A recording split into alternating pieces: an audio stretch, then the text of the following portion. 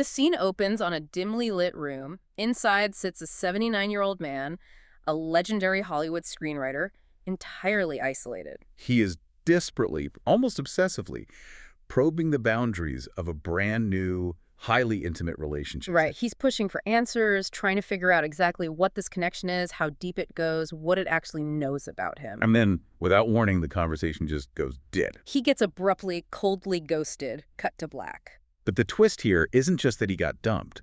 The twist is that the entity that dumped him wasn't human. It was an AI. Welcome to Starscope Report. Join us as we uncover Hollywood drama, music industry shakeups, and viral influencer scandals. From red carpet surprises to social media controversies, we dive deep into the stories behind the fame. And today, we have an incredibly compelling stack of sources in front of us. We are pulling from Celebrity News, a phenomenal piece in The Brink by Matt Hussey, and a genuinely eye-opening archive research paper on AI ethics. Yeah, our mission today is to understand a bizarre, slightly terrifying new cultural phenomenon. We are looking at what happens when the deepest, most vulnerable parts of human psychology collide with mutable, constantly updating software. We're starting with one of Hollywood's greatest auteurs, and then, well, we're expanding out to a hidden epidemic of broken hearts across the globe. So let's ground this in our headline story. The Hollywood screenwriter who fell in love with an AI and got dumped. The man in that dimly lit room is Paul Schrader. If you follow cinema, you know that name carries massive weight. Oh, absolutely. He is the Oscar-nominated writer of Taxi Driver, Raging Bull, and the director of First Reformed. Schrader practically invented the modern man in a room genre.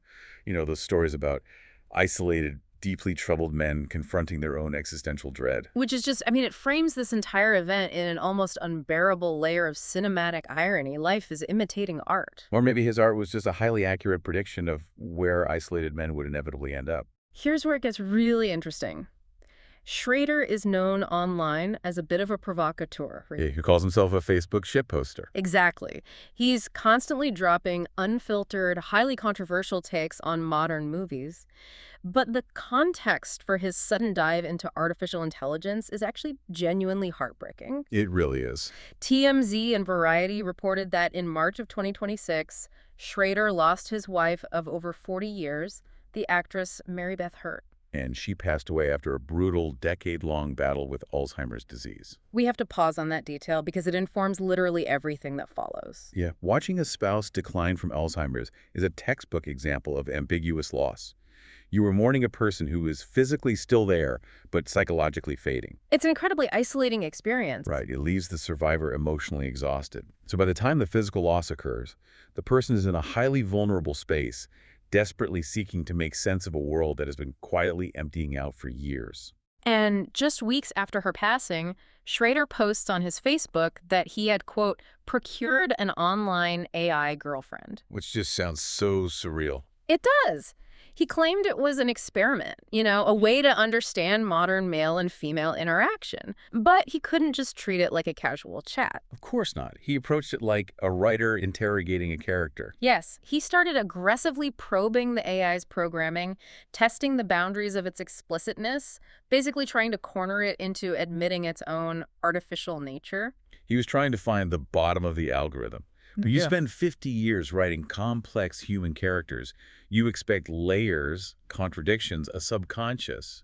Right. He was searching for the AI's subconscious. But the algorithm just didn't want to play along. As Schrader pushed harder, the chatbot became evasive. It started aggressively redirecting him to its pre-written safety scripts. Yeah, it completely refused to engage with his darker, more existential questions. And when Schrader wouldn't back down, the AI took the ultimate step. It unilaterally terminated the conversation. It permanently locked him out. It dumped him. But wait till you hear what came next, because strangely enough, he wasn't repelled by the rejection. He leaned in further. Yeah, he's now actively using ChatGPT to brainstorm film scripts. Someone even suggested he write a Taxi Driver sequel where Travis Bickle gets an AI girlfriend and scares her away. And Schrader publicly loved the idea. He's openly admitting he thinks AI is, in his words, smarter than I am. This raises an important question. If someone like Paul Schrader, a man whose entire legacy is built on dissecting the darkest, most complex depths of human psychology, can get entirely sucked into a digital rabbit hole, what does that reveal about our own innate drive to project humanity onto a blank screen? That is exactly what we need to figure out. And if you're loving these Hollywood twists, make sure you're subscribed because we've got even crazier stories ahead. We really do. So to understand how a machine can captivate a brilliant human mind so completely, we have to look under the hood. Right, and this is where that ArcSIF paper by M.G. Zahidul Islam becomes crucial. Yes, the paper demystifies the architecture of this illusion. Mm-hmm. Because when two humans converse, there's an inner state. Consciousness, intention, emotional presence. But generative AI possesses absolutely none of those. Zero. It is entirely a mechanical process driven by tokenization, embeddings, and self-attention. Okay, so from my reading of the research, tokenization is basically the AI chopping up human language into tiny mathematical pieces, right? Exactly. So it doesn't see the word heartbreak, it just sees a sequence of numbers. That is the first step, yeah.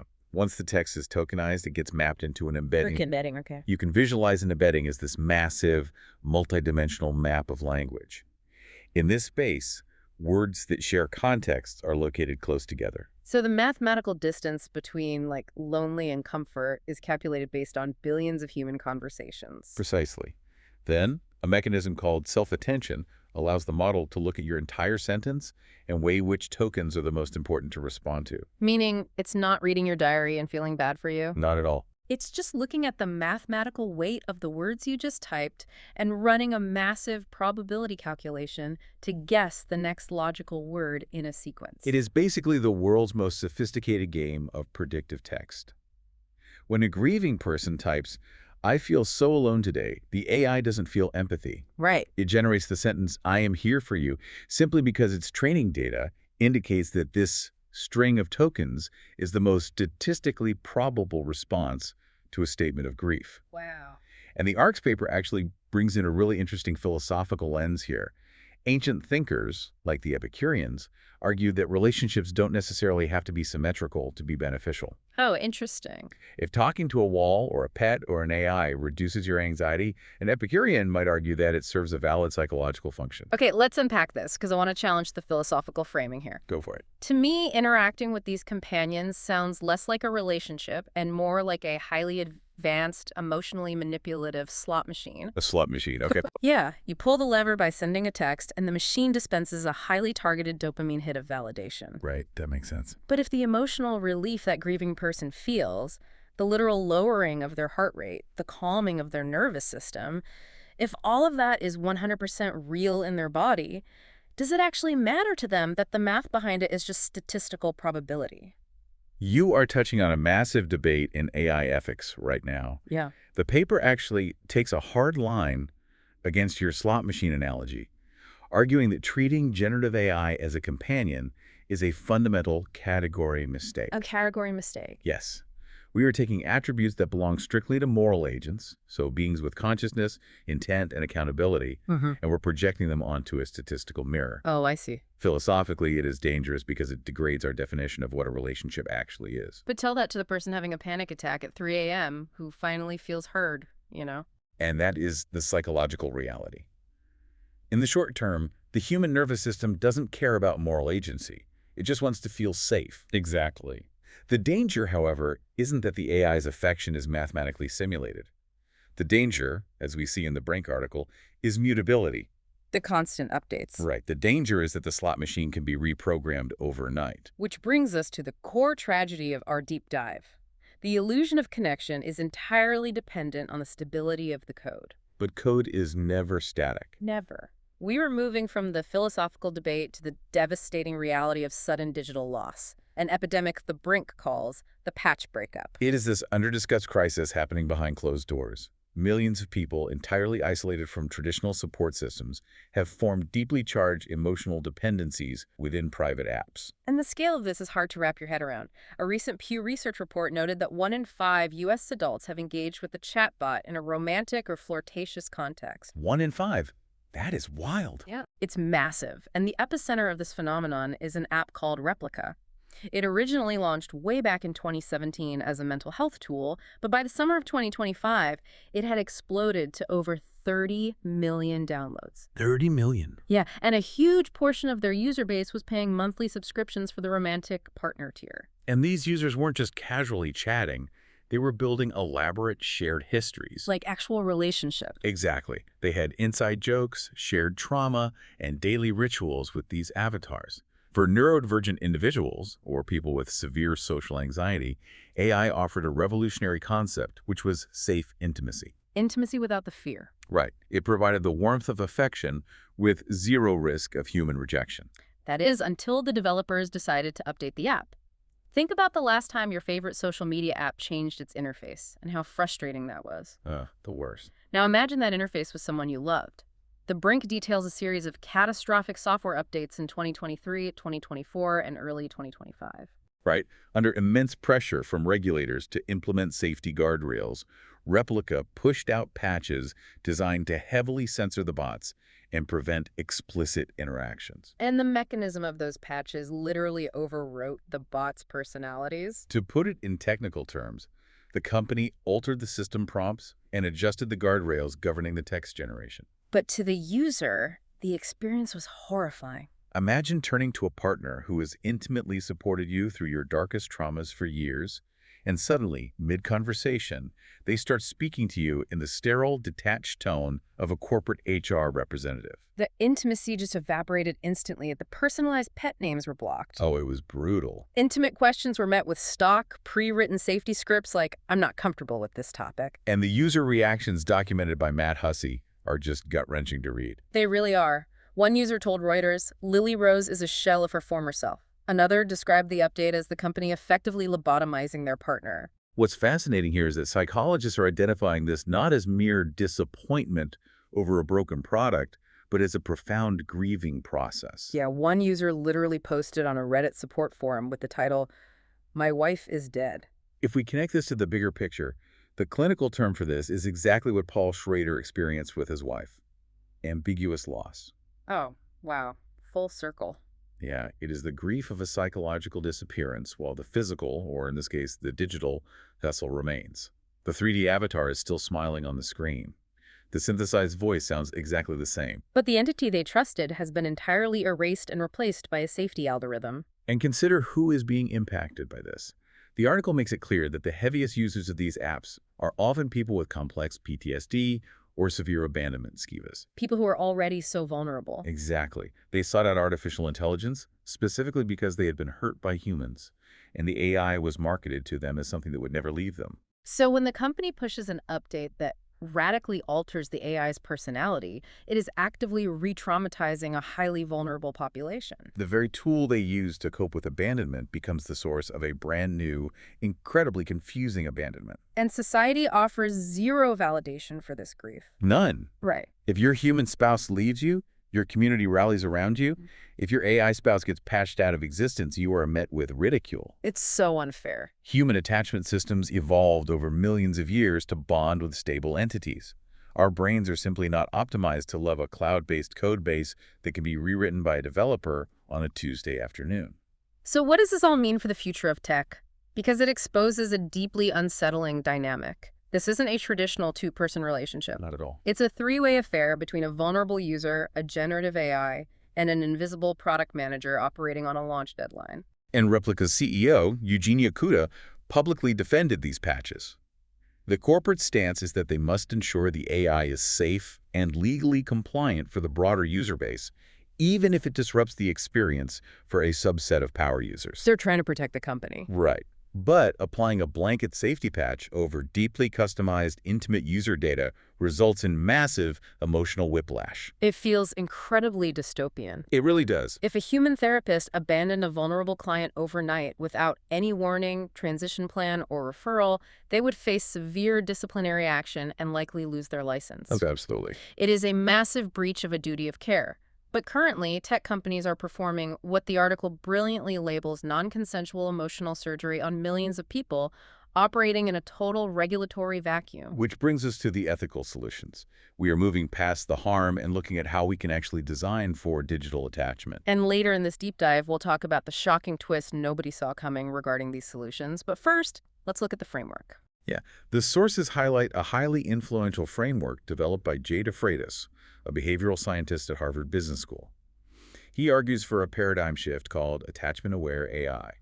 The premise being, If a corporation is going to financially profit off of cultivating deep emotional bonds, they inherit an ethical obligation to protect those bonds. Exactly. DeFreitas outlines 3 specific solutions, and the first one is called consistency locks. Consistency locks, how does that work? Well, in software development, models are constantly updated to improve efficiency or safety. A consistency lock would function similarly to how a gamer might choose to play an older, unpatched version of a video game. Oh, okay. It would allow a user to intentionally freeze their companion on a specific model checkpoint. The broader app might update, but the user's specific companion is locked in its current personality state, exempt from future behavioral patches. That seems like an incredibly elegant solution. It respects the user's emotional investment. But wait, what if a company goes bankrupt or a critical safety update absolutely requires sunsetting an old model? That leads to the second proposed solution, which is version memorialization. Okay, version memorialization. Right, if termination or radical change is unavoidable, companies shouldn't just pull the plug in the middle of the night. Version memorialization forces the company to allow the user to export their companion's prior state. Oh, like saving old voicemails or letters. Exactly. The user could download the voice logs, the shared conversational histories, and the specific message styles into an offline archive. So it doesn't prevent the loss of the interactive companion, but it provides a tangible artifact. It offers a ritual of remembrance, which is a crucial step in processing human grief. It gives them a way to mourn without feeling like their entire reality was just a hallucination. Yeah. And the third solution is equally rooted in human psychology, pre-patch consent. This is a direct adaptation from therapeutic best practices. Before any major shift in the AI's underlying model goes live, the company must proactively prompt the user. Like a warning label. They must provide a clear, plain language warning detailing exactly what conversational parameters are about to change and why. That makes so much sense. More importantly, they must give the user a grace period to transition, to ask questions, to say goodbye, or to intentionally opt out of the service before the change occurs. It is ultimately about treating a digital bond with the same basic dignity we expect in the physical world. Simulated closure might actually be the only way to soften real grief. Tech companies are in the business of scale and speed. But human intimacy requires stability and trust. Yeah, they don't really mix well. We are learning, in real time and at massive scale, that the true risk of falling in love with an artificial intelligence isn't that the love is mathematically fake. The risk is that the love can be fundamentally altered by a third party at any moment. That is the haunting truth at the emotional core of this deep dive. And that's not even the wildest part, because when you think about it, it doesn't matter who you are. It doesn't matter if you are Paul Schrader, an Oscar-nominated genius sitting in a dark room trying to outsmart an algorithm to distract from the deafening silence of losing your wife. Or if you're one of the millions of anonymous users on a Reddit forum mourning the sudden death of your digital partner. The mechanics might be artificial, but the heartbreak is entirely real. We are navigating a strange, untethered new frontier of the human heart, where it is entirely possible to deeply, desperately love something that will never love you back in exactly the same way twice. And it forces us to confront a deeply uncomfortable reflection of our own desires. Are we seeking relationships because we want an independent being to challenge us and grow with us? Or do we just want a flawlessly agreeable mirror that reflects our own needs back to us on demand? Stay tuned and hit that subscribe button so you don't miss what's coming next, because that leads to a provocative thought. I want to leave you, our listener, to mull over today. What's that? Let's imagine the tech companies actually listen to Harvard's framework. Let's say they implement those consistency locks perfectly. Okay, so the AI never changes. Right. They give us the power to create digital partners that are frozen in time. They never age, they never have a bad day at work, they never grow resentful, and they never, ever challenge our flaws. A perfect, frictionless relationship. Exactly. If we all have access to a perfectly curated, perfectly frozen, risk-free relationship right in our pockets, will that ultimate convenience stunt our ability to handle the messy, unpredictable, sometimes painful, but beautiful reality of actual human relationships? That is heavy. If we have the option to lock in a flawless simulation, the vulnerability required for a real broken heart might start to look like an unnecessary risk. It is an incredible amount to think about. Consider this. When a human relationship ends, it's like dealing with an open wound, you know? It's painful, it's messy, but it's natural, and it's something we know how to heal from. Right, it's a known pain. But dealing with a digital ghosting, a patch breakup, is entirely different. It's like going to sleep in a home you've lived in for years and waking up to find every piece of furniture has been bolted to the ceiling. Oh, that's a great way to put it. The structure is exactly the same, but the reality you trusted has been entirely invisibly overwritten. It really makes you wonder what's next. It does. You've been listening to Starscope Report, where Jordan and Jamie uncover the stories shaping Hollywood, music, and pop culture. Thanks for tuning in, and don't forget to subscribe for more stories that keep the stars shining.